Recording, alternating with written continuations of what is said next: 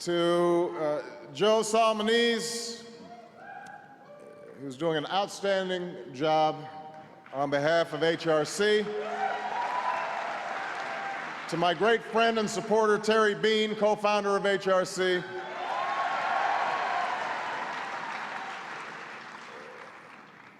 Representative Patrick Kennedy. David Huebner, the Ambassador-designee to New Zealand and Samoa. John Berry, our Director of OPM, who's doing a great job. Nancy Sutley, Chairman of Council on Environmental Quality. Fred Hochberg, Chairman of Export-Import Bank. And my dear friend, Tipper Gore, who's in the House.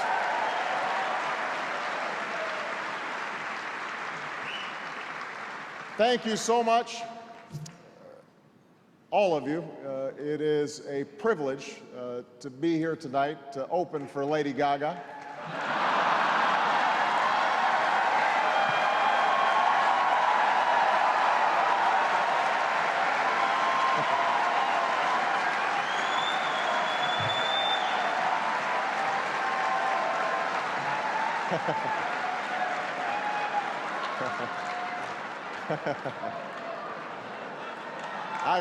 I've made it.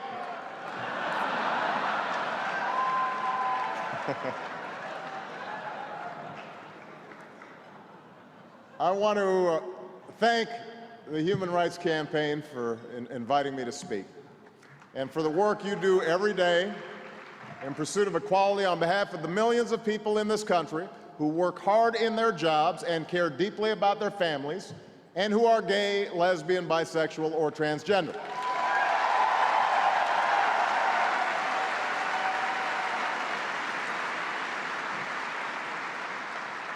For nearly 30 years, you've advocated on behalf of those without a voice.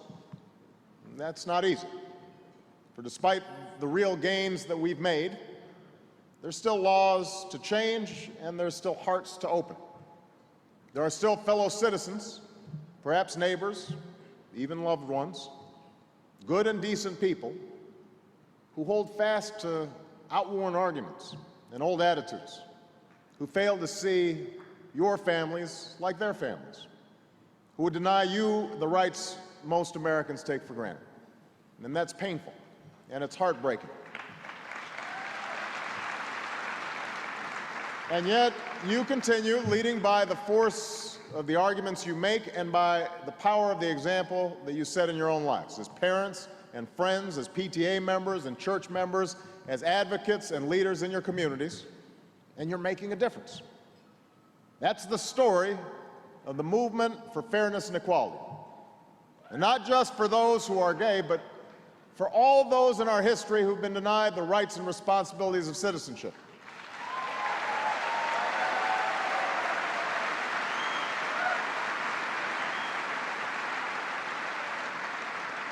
For all who've been told that the full blessings and opportunities of this country were closed to them.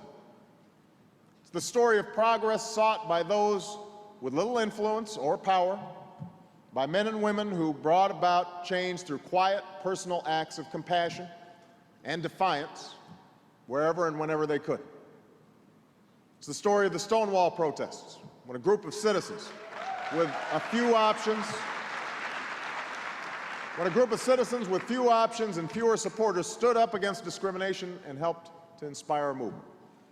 It's the story of an epidemic that decimated a community, and the gay men and women who came to support one another and save one another, who continue to fight this scourge, who have demonstrated before the world that different kinds of families can show the same compassion in a time of need.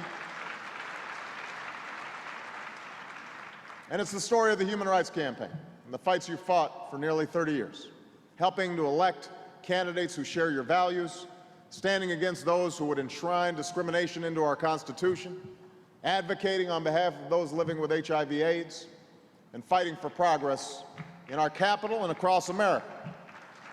Now, this story, this fight, continues now, and I'm here with a simple message. I'm here with you in that fight.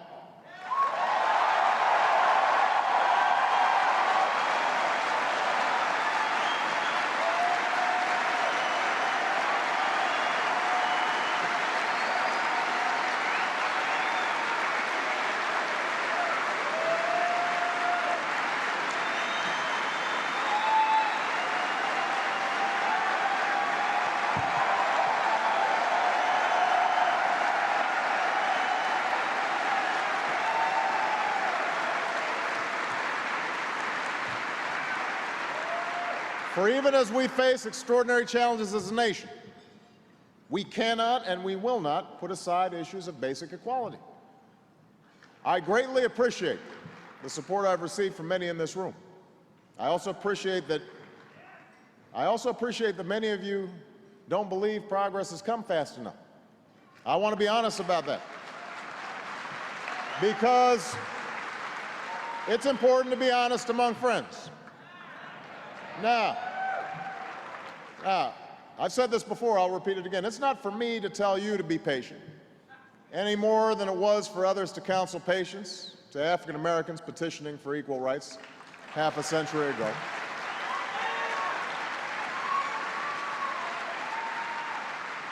But I will say this, we have made progress, and we will make more. And I think it's important to remember that there is not a single issue that my administration deals with on a daily basis that does not touch on the lives of the LGBT community. We all have a stake in reviving this economy. We all have a stake in putting people back to work. We all have a stake in improving our schools and achieving quality, affordable health care.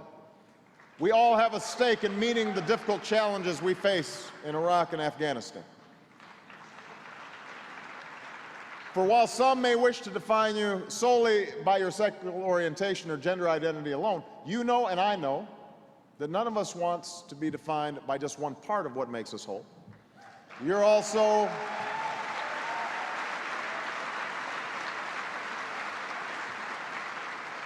parents worried about your children's futures, your spouses who fear that you or the person you love will lose a job, your workers worried about the rising cost of health insurance, your soldiers, you are neighbors, you are friends, and most importantly, you are Americans who care deeply about this country and its future.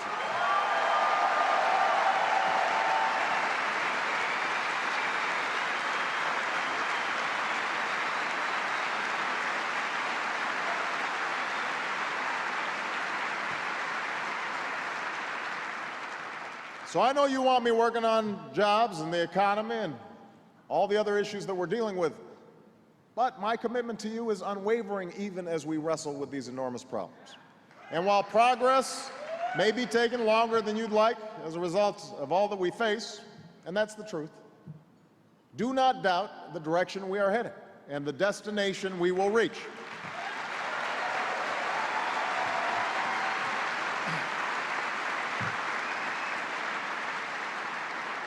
My expectation is that when you look back on these years, you will see a time in which we put a stop to discrimination against gays and lesbians, whether in the office or on the battlefield.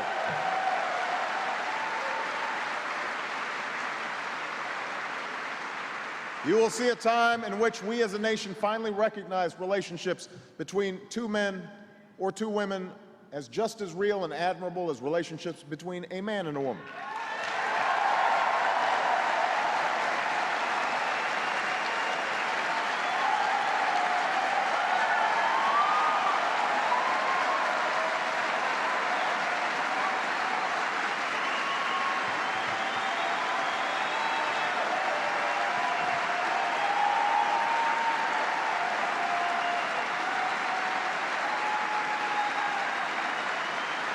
You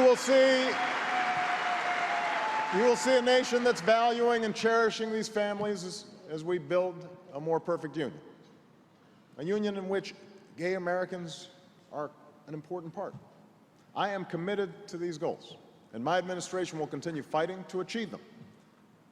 Now, there's no more poignant or painful reminder of how important it is that we do so than the loss experienced by Dennis and Judy Shepard.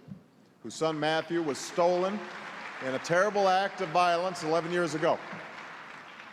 In May, I met with Judy, who's here tonight with her husband. I met her in the Oval Office, and I promised her that we were going to pass an inclusive hate crimes bill, a bill named for her son. This struggle has been long. Time and again we faced opposition. Time and again the measure was defeated or delayed, but the shepherds never gave up. They turned tragedy into an unshakable commitment. Countless activists and organizers never gave up. You held vigils, you spoke out. Year after year, Congress after Congress, the House passed the bill again this week, and I can announce that after more than a decade, this bill is set to pass, and I will sign it into law.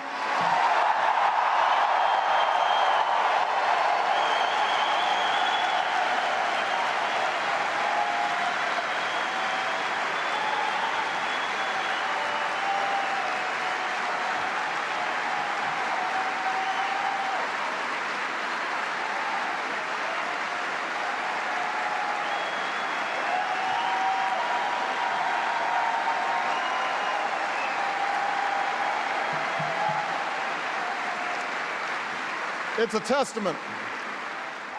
It's a testament to the decade-long struggle of Judy and Dennis, who tonight will receive a tribute named for somebody who inspired so many of us, named for Senator Ted Kennedy, who fought tirelessly for this legislation.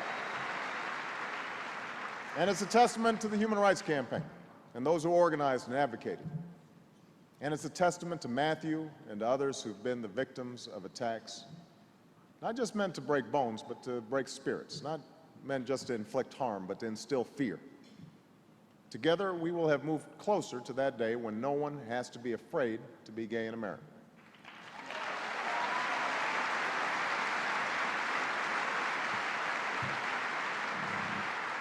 When no one has to fear walking down the street holding the hand of the person they love. But we know there's far more work to do. We're pushing hard to pass an inclusive employee non-discrimination bill.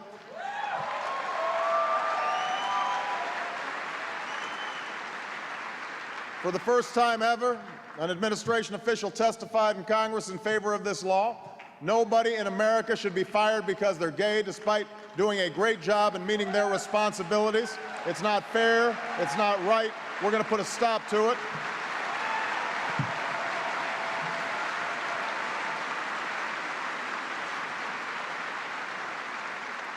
And it's for this reason that if any of my nominees are attacked, not for what they believe, but for who they are, I will not waver in my support, because I will not waver in my commitment to ending discrimination in all its forms.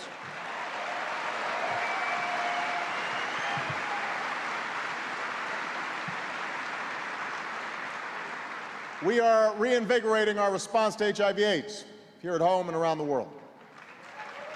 We're working closely with the Congress to renew the Ryan White program, and I look forward to signing it into law in the very near future. We are rescinding the discriminatory ban on entry to the United States based on HIV status.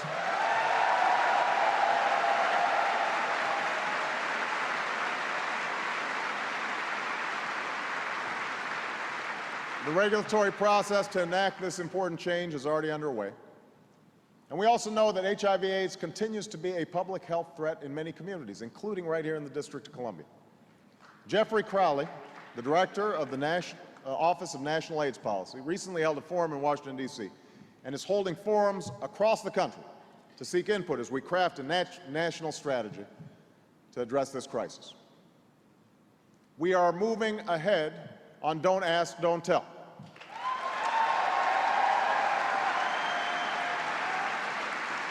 We should not be punishing patriotic Americans who have stepped forward to serve this country. We should be celebrating their willingness to show such courage and selflessness on behalf of their fellow citizens, especially when we're fighting two wars.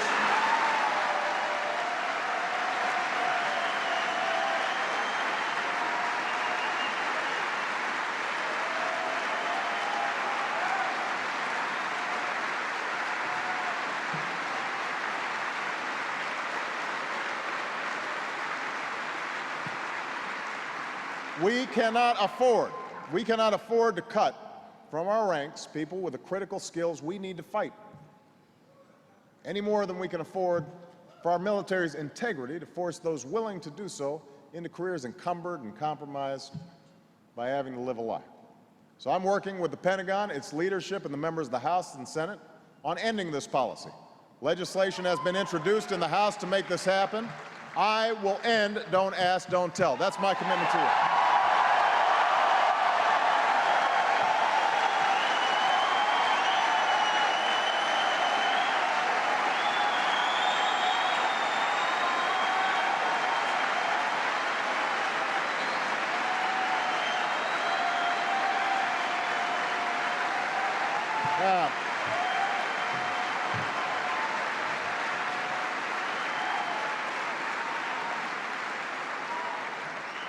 It is no secret that issues of great concern to gays and lesbians are ones that raise a great deal of emotion in this country, and it's no secret that progress has been incredibly difficult.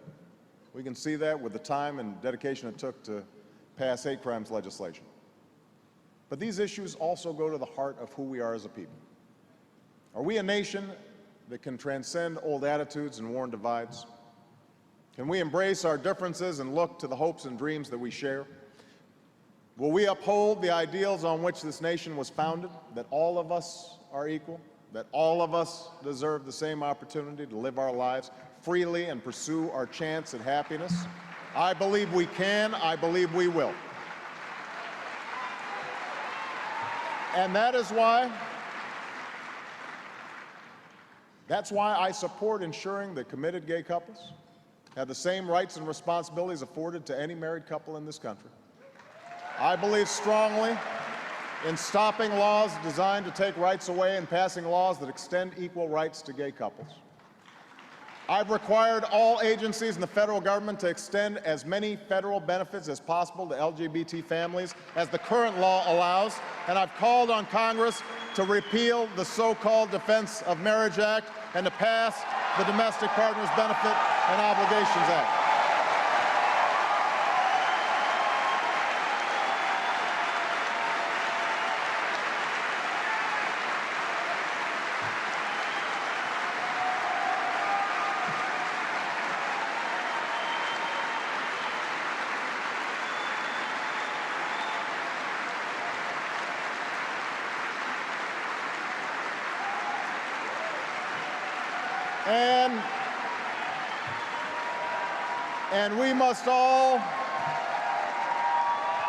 And we must all stand together against divisive and deceptive efforts to feed people's lingering fears for political and ideological gain. For the struggle waged by the Human Rights Campaign is about more than any policy we can enshrine into law. It's about our capacity to love and commit to one another. It's about whether or not we value as a society that love and commitment. It's about our common humanity and our willingness to walk in someone else's shoes. To imagine losing a job not because of your performance at work, but because of your relationship at home. To imagine worrying about a spouse in the hospital with the added fear that you'll have to produce a legal document just to comfort the person you love. To imagine the pain of losing a partner of decades and then discovering that the law treats you like a stranger. If we are honest with ourselves, we'll admit that there are too many who do not yet know in their lives or feel in their hearts the urgency of this struggle. And that's why I continue to speak about the importance of equality for LGBT families, and not just in front of gay audiences. That's why Michelle and I have invited LGBT families to the White House to participate in events like the Easter egg roll, because we want to send a message. And that's why it's so important that you continue to speak out, that you continue to set an example, that you continue to pressure leaders, including me, and to make the case all across America. So tonight I'm hopeful, because of the activism I see in this room, because of the compassion I've seen all across America, and because of the progress we have made throughout our history, including the history of the movement for LGBT equality. Soon after the protests at Stonewall 40 years ago, the phone rang in the home of a soft-spoken elementary school teacher named Jean Manford. It was 1 in the morning, and it was the police. Now, her son Morty had been at the Stonewall the night of the raids. Ever since, he had felt within him a new sense of purpose. So when the officer told Jean that her son had been arrested, which was happening often to gay protesters, she was not entirely caught off guard. And then the officer added one more thing. And you know, he's homosexual. Well, that police officer sure was surprised when Jean responded, "Yes, I know. Why are you bothering him?"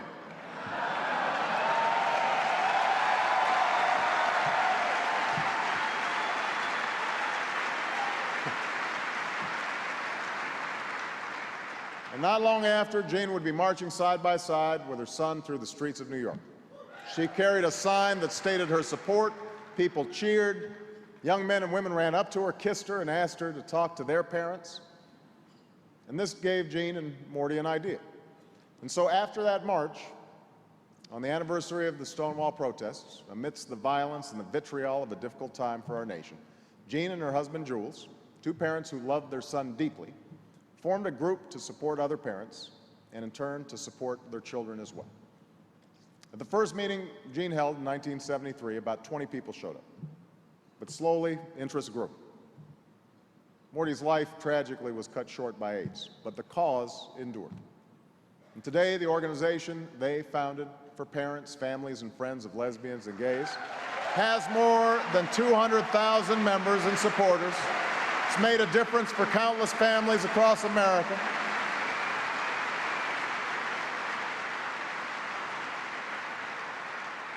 And Jean would later say, "I considered myself such a traditional person.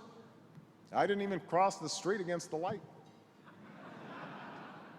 But I wasn't going to let anybody walk over Morty."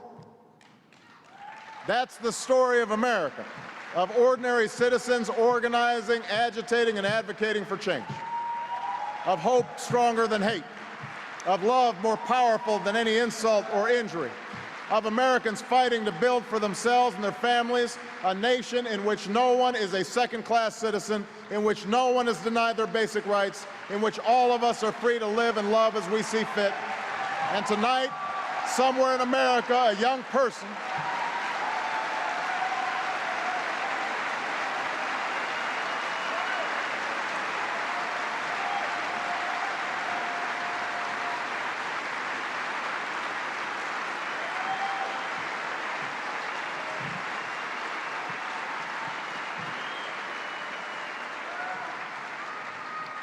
Tonight, somewhere in America, a young person, let's say a young man, will struggle to fall to sleep, wrestling alone with a secret he's held as long as he can remember.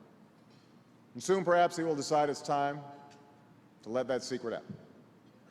What happens next depends on him, his family, as well as his friends and his teachers and his community, but it also depends on us, on the kind of society we engender, the kind of future we build. I believe the future is bright for that young person. For a while, there will be setbacks and bumps along the road. The truth is that our common ideals are a force far stronger than any division that some might sow. And these ideals, when voiced by generations of citizens, are what made it possible for me to stand here today. These ideals are what made it possible for the people in this room to live freely and openly, when for most of history that would have been inconceivable. That's the promise of America, HRC. That's the promise we're called to fulfill. Day by day, law by law, changing mind by mind. That is the promise we are fulfilling. Thank you for the work you're doing. God bless you. God bless America. Thank you.